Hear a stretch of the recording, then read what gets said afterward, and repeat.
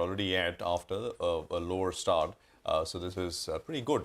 I mean, 18,480 on the index. Let's just have Max Financial sort of pulled up once again. Take a quick look at it before we go any further. The stock had seen such a large price damage. I mean, even compared to other insurance companies, life insurance companies, which themselves have been relative underperformers. I mean, I think Max has really seen the bottom fall off, but now it is coming up a little bit. I just had to point out that the approval from IRDAI, which has come through this morning, is for Max Mitsui. It's not the big one, of course, is going to be Axis Max. Axis is stake purchase into Max Life, around which there has been doubts in terms of what the regulator is going to do, etc. The management at Axis had kind of addressed that in their conference call as well. So this is with regards to Max and Mitsui. The Axis one, of course, is not something which has come through this morning. 700 though on Max. It's coming off, of course, extremely beaten levels. Seeing some traction. Our market master of the day is with us. Pankaj Tibrewal is Senior Executive Vice President and Fund Manager Equity at Kotak Mahindra Asset Management Company. Pankaj, great to have you with us here. Thank you very much. Appreciate it. Are you, Pankaj, constructive near to medium term, or are you a little cautious with the run that we've had now? Good morning, Prashant. Markets are at all-time high, and I think markets are discounting most of the positives today. Markets are saying that India will grow much better to the rest of the world next year. Inflation would be under control, and monetary tightening won't happen the way it has happened in the West. So I think markets are discounting a lot of positives. However, at this stage, there are some red flags emerging post the second quarter numbers, and we need to take cognizance of that. The first one is that after a long time, maybe 2.5 years, we are seeing corporate profits starting to decline. And if you take the NSE 500 universe, 30% of the companies had a profit degrowth. The second most important point is that after 2.5 years, the NSE 500 companies have seen contraction in operating cash flows. And Prashant, don't forget that always cash flows leads earnings. And if you remember during COVID, first the cash flow started improving, and then it was followed by earnings. So that's one thing we need to keep in mind, that 60% of BSE 200 companies have seen deterioration in working capital.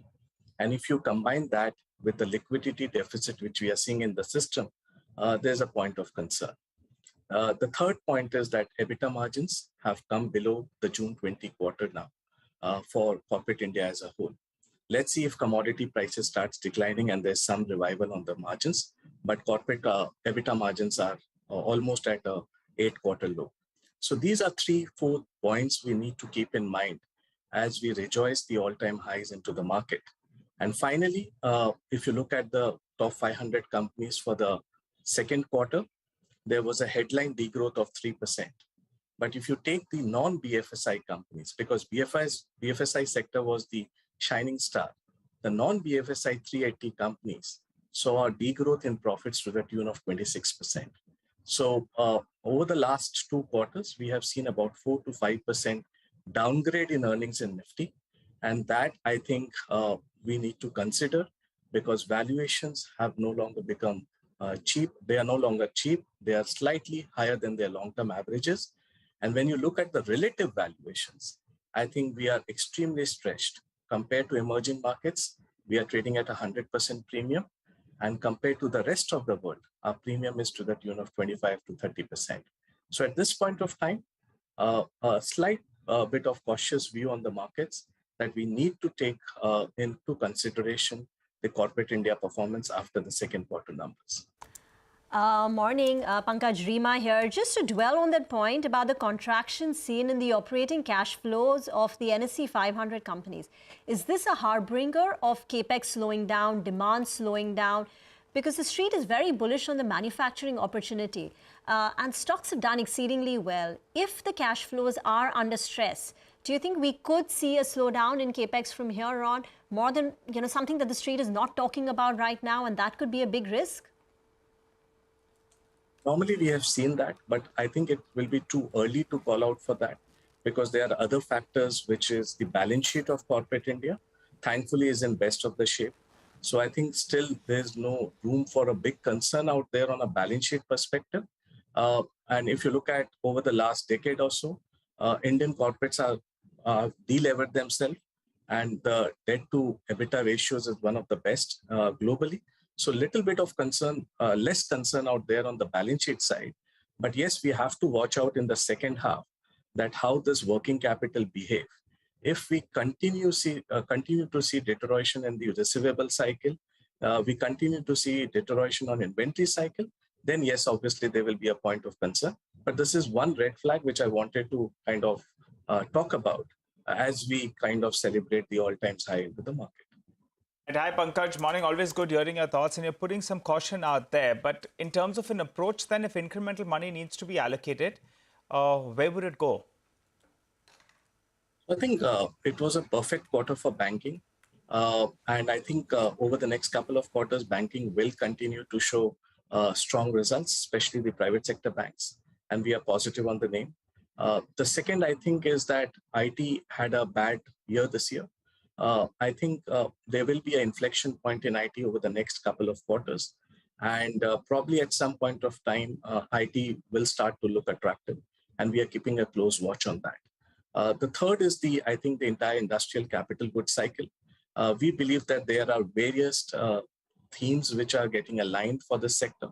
And when we traveled across the country, the kind of positivity we are seeing among the Indian entrepreneurs, especially in the engineering, light capital good, precision engineering, is we have not seen for more than a decade. So I think that segment looks to be quite good. Defense is another opportunity which is looking nice from a slightly medium to long term. But however, in the near term, valuations are a bit stretched, so we need to take a bit of cognizance of that.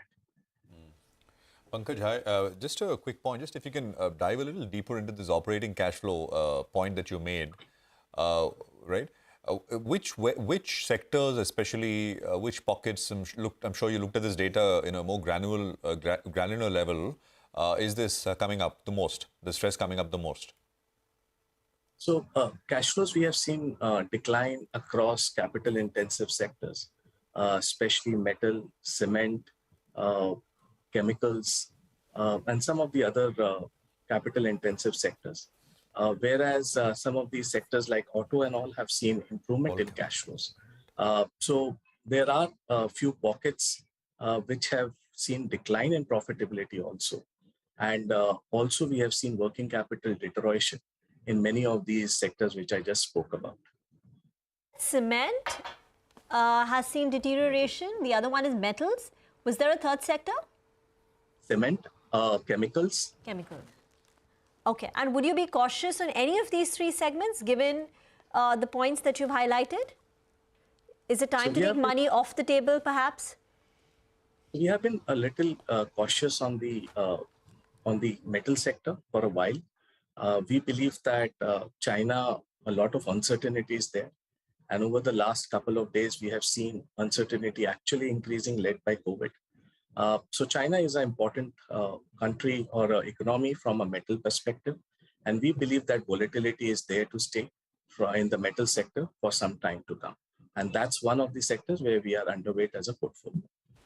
All right, Pankaj, what about the auto space? You know, it had gone through it hit a bad phase, and then things started turning around. Commodity prices cooled off, the chip shortage issue started sorting out as well.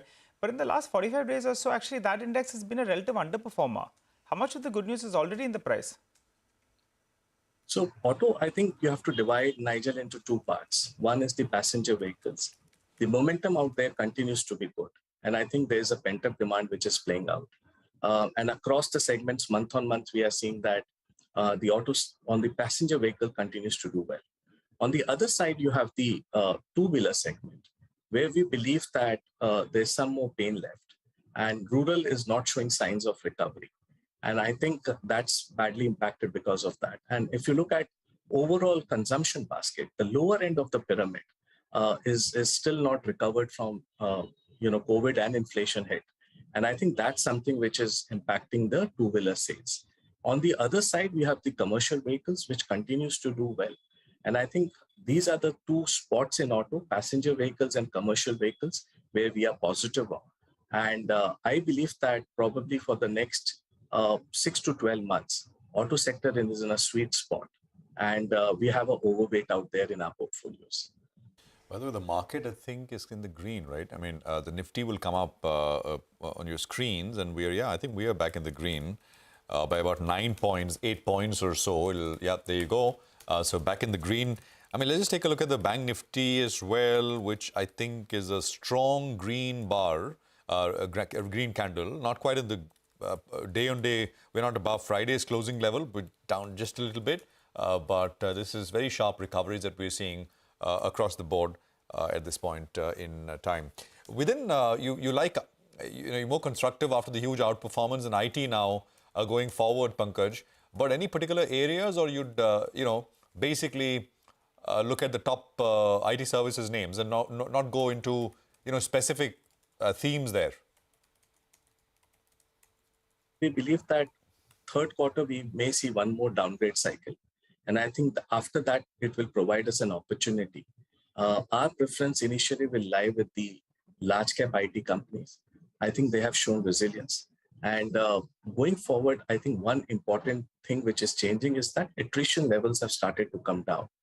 And even in the last quarter, we saw that the number of headcount additions in the IT companies was to the tune of 23,000 people. And that was one of the lowest in the last 4 quarters. So somewhere, I think the margins will get supported, which was a problem for the last few quarters in the IT industry. And even if demand continues to be a little sluggish, we may not see that impact on the profitability. So I think after the third quarter, one more downgrade cycle out there on earnings. And I think after that, IT starts looking to be a little attractive.